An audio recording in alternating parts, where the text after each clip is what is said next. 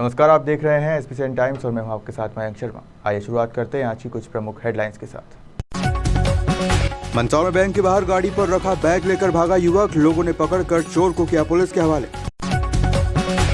मंदसौर नगर पालिका में शनिवार को लगी लोक अदालत, टैक्स पर लगने वाली पेनल्टी में दी गई छूट। ओबीसी आरक्षण को लेकर कांग्रेस का फूटा गुस्सा, महामहिम राज्यपाल के नाम पेशा वर्ग कांग्रेस ने दिया ज्ञापन। भाटखेड़ी के श्रीकृष्ण गौशाला में समिति द्वारा किया खाद का नीलामी कार्य, कुल 5,29,200 रुपए का खाद हुआ नीलाम। बुलेटिन में शुरुआत करते हैं मंदसौर की खबरों के साथ। मध्य प्रदेश सरकार के कैबिनेट मंत्री व जिले के प्रभारी मंत्री ने शुक्रवार की रात को मंदसौर मीडिया से चर्चा की, जिसमें कहा कि कांग्रेस ने याचिका लगाई, उसके बाद ओबीसी आरक्षण को लेकर ये हालात बने हैं। सरकार सुप्रीम कोर्ट में एक प्रयास फिर कर रही है।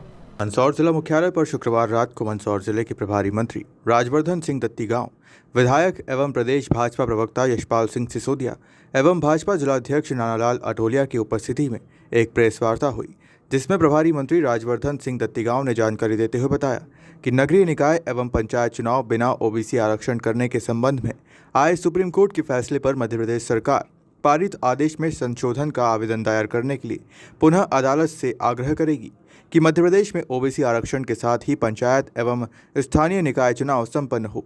बिना ओबीसी आरक्षण के नगरीय निकाय एवं पंचायत चुनाव कराए जाने की वर्तमान परिस्थिति कांग्रेस के कारण निर्मित हुई है। मध्य प्रदेश में तो 27% ओबीसी आरक्षण के साथ पंचायत चुनाव प्रक्रिया चल ही रही थी एवं सरकार द्वारा इसके अंतर्गत वार्ड परिसीमन, वार्डों का आरक्षण, महापौर तथा अध्यक्ष का आरक्षण, मतदाता सूची तैयार करना आदि समस्त तैयारी कर ली गई थी। यहां तक कि ओबीसी एवं अन्य उम्मीदवारों द्वारा नामांकन भी दाखिल कर दिया गया था, किंतु कांग्रेस इसके विरुद्ध हाईकोर्ट और सुप्रीम कोर्ट गई, जिससे होने वाले चुनाव प्रभावित हुए एवं व्यवधान उत्पन्न हुआ सहित कई विषय पर प्रभारी मंत्री ने मीडिया से चर्चा की। उपस्थित सभी पत्रकार बंधुओं का स्वागत है। हमारे जिलाध्यक्ष जी, विधायक जी, पार्टी के सदस्य, मैं आभारी हूँ कि आप सब पधारे। विषय अभी आप सब जानते हैं, कुछ समय पहले सुप्रीम कोर्ट का आदेश आया है, उसी के संदर्भ में मैं आपसे बात करना चाह रहा था। और पूरा जो वातावरण बनाया जा रहा है, तो असल में इसका मूल जो है, कांग्रेस ने एक याचिका लगाई थी, उसके बाद की सारी परिस्थितियाँ उत्पन्न हुई। तो नगरीय निकाय एवं पंचायत चुनाव बिना ओबीसी आरक्षण करने के संबंध में आए सुप्रीम कोर्ट के फैसले पर मध्य प्रदेश सरकार पारित आदेश में संशोधन का आवेदन दायर करके पुनः अदालत से आग्रह करेगी कि मध्य प्रदेश में ओबीसी आरक्षण के साथ ही पंचायत एवं स्थानीय निकाय चुनाव संपन्न है। बिना ओबीसी आरक्षण के निकाय, नगरीय निकाय और पंचायत चुनाव कराए जाने की वर्तमान परिस्थिति कांग्रेस के कारण निर्मित हुई है।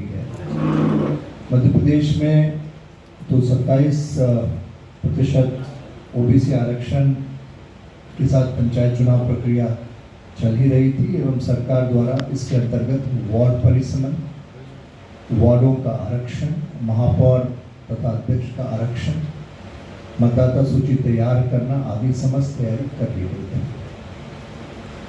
यहाँ तक कि ओबीसी एवं अन्य उम्मीदवारों द्वारा नामांकन भी दाखिल कर दिए गए थे, किंतु कांग्रेस इसके विरुद्ध हाईकोर्ट और सुप्रीम कोर्ट गई, जिससे होने वाले चुनाव प्रभावित हुए एवं व्यवधान उत्पन्न हुआ।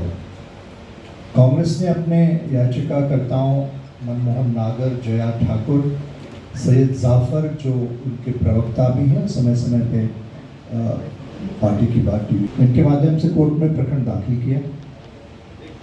इस तरह न्यायालयीन प्रक्रिया में उलझकर ओबीसी हितों को कुचलने का काम कांग्रेस द्वारा किया गया। मध्य प्रदेश सरकार ने आयोग बनाकर 600 पेज की जो रिपोर्ट सुप्रीम कोर्ट में प्रस्तुत की, उसमें प्रदेश में ओबीसी वर्ग की आर्थिक, सामाजिक, राजनीतिक परिस्थितियों के साथ एरिया वाइज, क्षेत्रवार संख्या के आंकड़े विस्तृत रूप से प्रस्तुत किए गए थे, जिसमें बताया गया था कि 48% से ज़्यादा ओबीसी मतदाताओं की औसत संख्या मध्य प्रदेश में है। कुल मतदाताओं में से अजाजा के मतदाताओं के अतिरिक्त शेष मतदाताओं में अन्य पिछड़ा वर्ग के मतदाता की संख्या 79% है। यह भी आयोग की रिपोर्ट में पेश किया गया था। आयोग ने स्पष्ट अभिमत दिया था कि त्रिस्तरीय पंचायत चुनावों तथा समस्त नगरीय निकाय चुनावों के सभी स्तरों में अन्य पिछड़ा वर्ग के मतदाताओं को कम से कम 35% स्थान आरक्षित होना चाहिए। वह कमलनाथ सरकार ही थी जिसने विधानसभा में 8 जुलाई 2019 को मध्य प्रदेश लोक सेवा आरक्षण संशोधन विधेयक में यह भ्रामक और असत्य आंकड़ा प्रस्तुत किया कि अन्य पिछड़ा वर्ग की मध्य प्रदेश में कुल आबादी सिर्फ 27% है। यह कांग्रेस का वह असली ओबीसी विरोधी चेहरा है जो मध्य प्रदेश की विधानसभा के दस्तावेज में सदैव के लिए साक्ष्य बन गया है। भाजपा सरकार तथा संगठन हमेशा से नगरीय ग्रामीण निकायों के चुनावों का पक्षधर रहा है। नगरीय निकायों के चुनाव प्रमुख रूप से नवंबर 2019 में होना प्रस्तावित थे, परंतु तत्समय कांग्रेस सरकार द्वारा चुनाव नहीं कराए गए। देखिए, भाजपा सरकार बहुत स्पष्ट है। ओबीसी आरक्षण के लिए हम प्रतिबद्ध हैं। मुख्यमंत्री जी ने समय समय पे कई बार इस बात को कही है। विधानसभा में हमने संकल्प पारित किया ओबीसी आरक्षण को लेके। अगर कांग्रेस ना जाती कोर्ट में तो अभी तक चुनाव हो गए होते। अभी भी मुख्यमंत्री जी ने कहा है कि हम संशोधन याचिका लेके कोर्ट में जाएंगे और अभी भी हम चाहते हैं कि आरक्षण ओबीसी को मिले और उस आरक्षण के साथ ही हम चुनाव कराएं। अगर परिस्थिति वश चुनाव हुए बिना आरक्षण के, जैसा सुप्रीम कोर्ट का आदेश वर्तमान में है, और संशोधन न हो पाया तो हमारा संगठन प्रतिबद्ध है मुख्यमंत्री जी की बात और पार्टी की बात को लेके। हम आंतरिक तौर पे ओबीसी को वो आरक्षण पार्टी की तरफ से देंगे। राजनीतिक दल कर रहे हैं, सुप्रीम कोर्ट में जो फैसला आया उसको किस तरह से देख रहे हैं? भाई, सुप्रीम कोर्ट के फैसले पे टिप्पणी करने का अधिकार मुझे नहीं है। जैसा मुख्यमंत्री जी ने कहा कि वो संशोधन याचिका दायर करेंगे, माननीय न्यायालय ने कोई फैसला दिया है, तो संशोधन याचिका अगर मान्य हो गई तो उसका निराकरण होगा। कुछ न कुछ अगर न हुई तो हमारा संगठन आरक्षण देगा। नगरपालिका द्वारा मध्य प्रदेश सरकार के आदेश के अनुसार समय समय पर आम जनता को संपत्ति कर, जलकर, प्रकाश कर लेट जमा करवाने वाले पर लगने वाले पेनल्टी से बचाते हुए लोक अदालत का आयोजन किया जाता है, जिसमें टैक्स जमा करने वाले को 30 से 35% की छूट दी जाती है। मध्य प्रदेश सरकार के आदेश के अनुसार नगरपालिका मंदसौर द्वारा आम जनता को राहत प्रदान करते हुए समय समय पर लोक अदालत का आयोजन किया जाता है। लोक अदालत में आने वाले उपभोक्ताओं से संपत्ति कर, जलकर, प्रकाश कर सहित अन्य करों में जमा करवाने में होने वाली देरी के बाद लगने वाली पेनल्टी को लोक अदालत में 30 से 35% तक की टैक्स पर लगने वाली पेनल्टी में छूट दी जाती है। इस दौरान आज भी नगरपालिका में लोक अदालत का आयोजन किया गया, लेकिन ये देखने में आया कि आम जनता के लिए बाहर टेंट लगाकर टैक्स जमा करवाने की व्यवस्था की गई थी, किंतु नगरपालिका के अधिकारी कर्मचारी द्वारा कमरों में बैठकर ही टैक्स जमा किया जा रहा है। प्रतिवर्षानुसार इस वर्ष भी जो है सन वित्तीय वर्ष अप्रैल की जो है पहली लोक अदालत है इस वर्ष की, और इसमें जो है शासन के निर्देशानुसार 25% से 100% तक पेनल्टी में करदाताओं को छूट दी जा रही है। और करदाताओं के सूचित करना है तो हमने नगर में सभी दूर ऐलान भी करवाया, होर्डिंग बोर्ड भी लगवाए हैं ताकि करदाता अधिक से अधिक इसका लाभ उठा सके।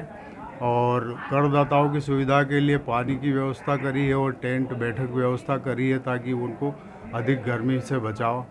आज संभावना है 30-40% गर्मी को देखते हुए थोड़ी संख्या कम हो सकती है, लेकिन फिर भी अच्छा हमने पब्लिसिटी करी है और प्रचार प्रसार से हम ये चाहते हैं कि करदाता अधिक से अधिक अपना बकाया कर जमा कराएं।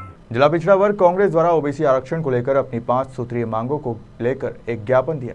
वह ज्ञापन के माध्यम से मांग की है कि ओबीसी आरक्षण को आने वाले चुनाव में लागू किया जाए, अन्यथा ओबीसी वर्ग द्वारा एक बड़े आंदोलन की ओर अग्रसर होने के लिए बाध्य होना पड़ेगा। मंदसौर जिला कांग्रेस पिछड़ा वर्ग द्वारा 5 सूत्रीय मांगों का एक ज्ञापन महामहिम राज्यपाल के नाम तहसीलदार को दिया गया। कांग्रेस जन नारेबाजी करते हुए रैली लेकर पुराने कलेक्टर कार्यालय पहुंचे, जहां ज्ञापन के माध्यम से ओबीसी आरक्षण को लेकर सुप्रीम कोर्ट में समय समय पर जो डायरेक्शन दिया उनका कॉम्प्लायंस नहीं किया गया और जो रिपोर्ट प्रस्तुत की गई वो भी अधूरी है। सुप्रीम कोर्ट ने सरकार के द्वारा पेश अधूरे रिपोर्ट को बंच ऑफ डॉक्यूमेंट्स के अलावा कुछ नहीं माना है। सरकार की ओबीसी विरोधी मंशा के कारण पंचायत एवं निकाय चुनाव में ओबीसी आरक्षण नहीं मिल पाएगा, जिससे प्रदेश में निवासरत 58% से ज़्यादा ओबीसी आबादी को उचित प्रतिनिधित्व नहीं मिल पाएगा, जिसकी पूरी जिम्मेदारी भाजपा सरकार की होगी। ज्ञापन के माध्यम से मांग की कि ओबीसी आरक्षण को आने वाले चुनाव में लागू किया जाए, अन्यथा ओबीसी वर्ग एक बड़े आंदोलन की तरफ अग्रसर हो सकता है।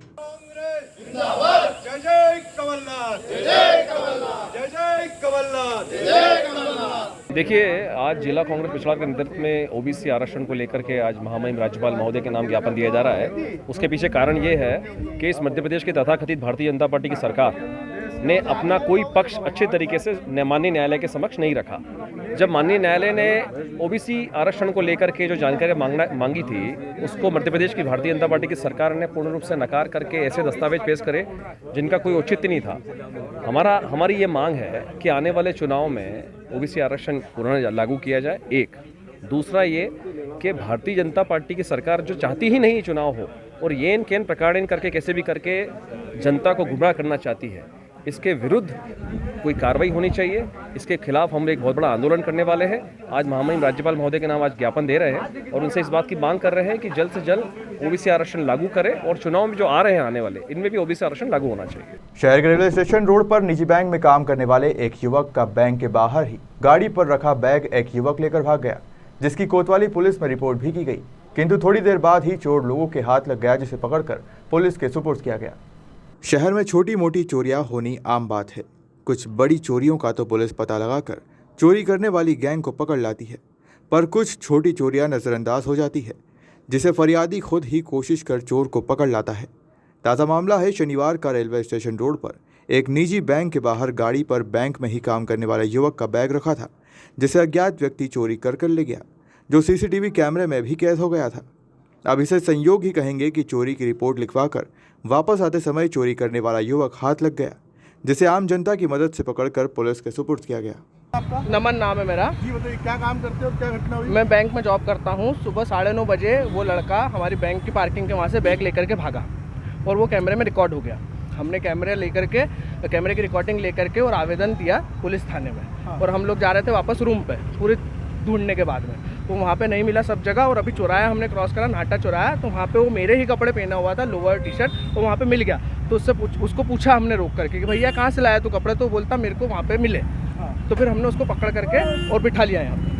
सरिया जो है, सरिया कहाँ का? वो सरिया भी पता नहीं कहाँ का है। वो बोल रहा है मैंने कहीं से तोड़ करके लाया हूँ मैं पीला। बैग में क्या सामान था आपका? बैग में मेरे कपड़े थे, 2-4 हज़ार रुपये थे और एक छोटा मोबाइल था। क्या चोरी का क्या मानते हैं? चोरी है सर। आप क्या चाहते हैं आप? सर मैं तो मेरा पूरा सब जो भी पैसे वैसे हैं वो सब चाहता हूँ मैं। क्या कार्रवाई चाहते हैं? कार्रवाई चाहते हैं। क्या नाम? मंदसौर जिले के ग्राम झाड़ा में आयोजित श्रीमद् भागवत कथा ज्ञान यज्ञ के पंचम दिवस श्री आशुतोष महाराज जी की शिष्या भागवताचार्य महामंत्रिनी साध्वी सुश्री पद्महस्ता भारती जी ने आज गोवर्धन पूजा व रासलीला के प्रसंगों को प्रस्तुत किया। साध्वी जी ने गोवर्धन पूजा प्रसंग का वर्णन करते हुए बताया कि गोवर्धन शब्द का अर्थ है गौ और वर्धन का तात्पर्य है बढ़ाना, अर्थात गौवंश का संवर्धन करना। इसी के अंतर्गत उन्होंने संस्थान की प्रकृति संरक्षण कार्यक्रम संरक्षण की चर्चा करते हुए बताया कि आज अनेक आयोजनों द्वारा समाज में प्रकृति संरक्षण के प्रति जागरूकता लाई जा रही है। विकास की अंधी दौड़ में प्राकृतिक संसाधनों के दोहन के फलस्वरूप आज संपूर्ण धरा विनाश के कगार पर आ खड़ी हुई है। इस बढ़ते प्राकृतिक असंतुलन को नियंत्रित करने व मानव और प्रकृति के बीच सामंजस्य पुनः स्थापित कर पर्यावरण के संवर्धन हेतु संस्थान द्वारा संरक्षण कार्यक्रम को संचालित किया जा रहा है। इसके तहत विभिन्न परियोजनाएं लागू की गई, जैसे पिथौरागढ़ के पहाड़ी इलाकों में वाटर एंड लाइफ परियोजना, स्वच्छता एवं वृक्षारोपण अभियान, झीलों व नदियों की सफाई का अभियान, जल व ऊर्जा संरक्षण, तुलसी रोपण अभियान। संस्थान का ये मानना है कि जब मनुष्य आत्मिक रूप से जागृत हो जाता है तो प्रकृति का दोहन नहीं उसका पूजन करता है, और ये सब जागृत आत्माएं फिर ध्यान के द्वारा प्रकृति को अपनी दिव्य तरंगों से संपोषित करती है।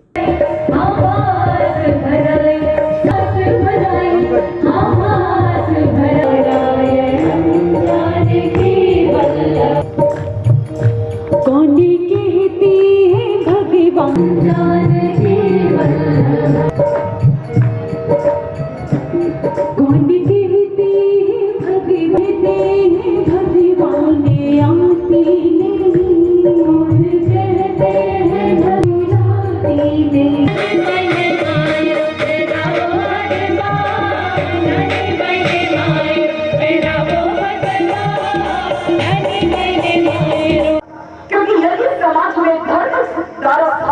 शनिवार को ग्राम पंचायत भाटखेड़ी में श्री कृष्ण गौशाला में गौशाला समिति द्वारा खाद नीलामी का कार्य किया गया, जिसमें गांव सहित आसपास क्षेत्र के कई लोगों ने हिस्सा लिया। खाद नीलामी के दौरान ढेर क्रमांक 1 की बोली शुरू की गई, जिसकी अंतिम बोली वीरेंद्र सिंह ठाकुर द्वारा 31,000 की लगाई गई। वहीं ढेर क्रमांक 2 पर अंतिम बोली 42,000 वीरेंद्र सिंह ठाकुर द्वारा लगाई। ढेर क्रमांक 3 पर खाद की बोली 80,000 से ललित पोगरा द्वारा लगाई गई, जो बढ़ती हुई बोली 1,20,000 तक पहुंची। श्याम पाटीदार द्वारा अंतिम बोली लगाई गई। वहीं ढेर क्रमांक 5 की श्याम कारपेंटर द्वारा 1,62,000 की अंतिम बोली लगाई गई। वहीं ढेर क्रमांक 6 की दशरथ पाटीदार बावड़ा वाले द्वारा 1,61,000 की फाइनल बोली लगाई गई। अलग अलग ढेर पर लगी द्वारा बोली लगाकर समिति द्वारा कुल 5,29,200 रुपये का खाद नीलाम किया गया। बोली के दौरान ओंकार लाल कारपेंटर, गौशाला अध्यक्ष सचिव रमेश जी जोशी, कोषाध्यक्ष कचरूलाल जी कुशवाहा, घनश्याम पाटीदार, कार्यकारिणी सदस्य सत्यनारायण पाटीदार सहित मदन झवर विशेष सहयोगी व ग्रामीण जन मौजूद रहे। पूर्व घोषणा अनुसार सभी गांवों में इसकी सूचना दी गई। तदनुसार आज घास की खाद की नीलामी हुई और खाद 6 या 7 ढेर में नीलाम हुआ और उनकी बोली अलग अलग बोली लगाई गई, अलग अलग लोगों द्वारा लगाई गई, अलग अलग गांव के लोग आए थे उनके द्वारा लगा गई और कुल राशि खाद की नीलाम में 5,26,200 रुपये प्राप्त हुई। 29,200 प्राप्त हुई।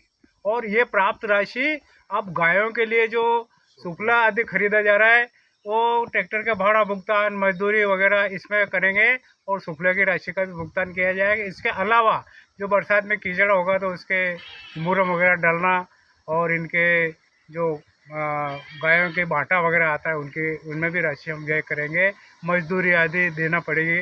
ये सभी सभी मतलब मजदूरों को मजदूरी अपन भुगतान करेंगे इस राशि में से और भी विकास कार्य इस राशि में से किए जाए। फिलहाल खबरों में सिर्फ इतना ही। आप जुड़े रहिए SBCN टाइम्स के साथ।